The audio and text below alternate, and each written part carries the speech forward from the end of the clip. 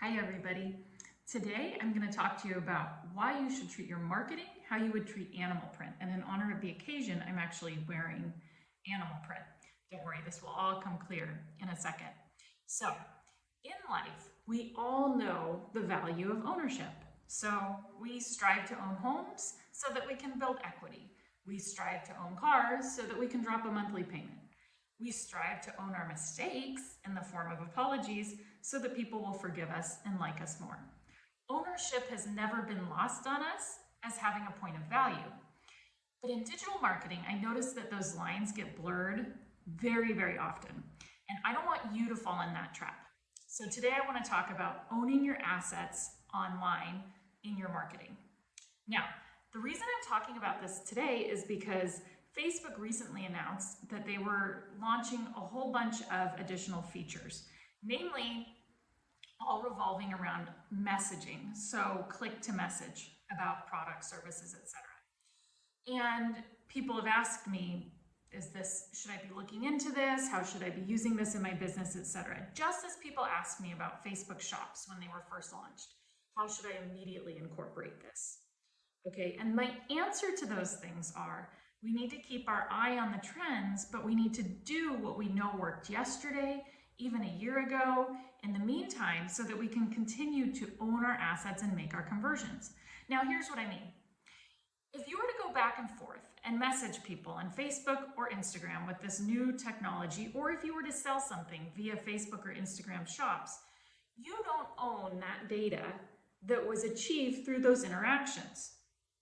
Now let's contrast this with if somebody clicks and signs up to be part of your email list or opts in via text to be part of your email list and gives you that piece of their personal information or even a phone number, right?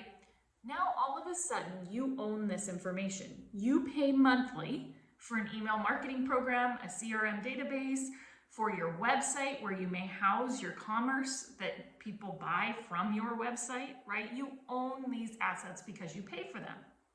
You don't own third-party apps like Facebook or Instagram. So while it might be tempting to make conversions directly on app, you don't then have that customer information to go back and email them as part of, say, a referral program or email them to be a repeat customer. And we know in marketing, these are the things that really convert when we can have a long-lasting relationship. You're also taking a chance that if people don't convert with that initial click, you don't own that data either. If you have an initial chat and someone doesn't convert in the end on a third-party app, you don't own that information like you would own an email address to come back and warm them up and get a conversion in the future. And we know that in marketing, oftentimes the first touch isn't the converting touch, right? So there's so many reasons to think before we make an action in digital marketing, do we own this action or not? Now, third parties are great. I love social media, clearly. I love all of the innovations. I love the things it's allowed us to do for our business. But we need to be logical about new trends, and we need to toe wet. And we need to go with what we know to make our main revenue, our main conversions in our business. And right now we know that when we can own data, we can keep a relationship with our customers. So those are the kinds of things we need to focus on. And then we can also start building out some of these other things. We can test Facebook and Instagram shops. We can test new functionality, but the core of our marketing, our limited time, our limited budget should mainly go toward the things we know are working today. So I hope this video has helped you clear up in your mind the difference between using third-party apps and the difference between finding people on third-party apps. Social media, for example, is a great way to find people, but then you want to drive them to your own opt-ins and to your products on your own website. At least today.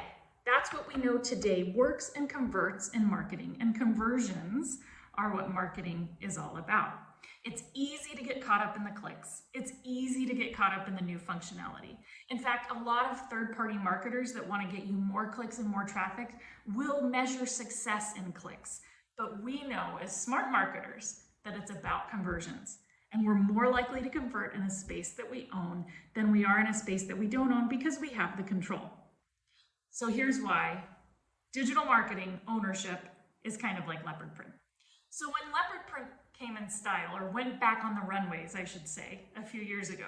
Fashion-forward people may have bought a piece or two, but no one knew it would catch on and stay around the way it has today, years later. So now people may own more leopard print than they used to in the past.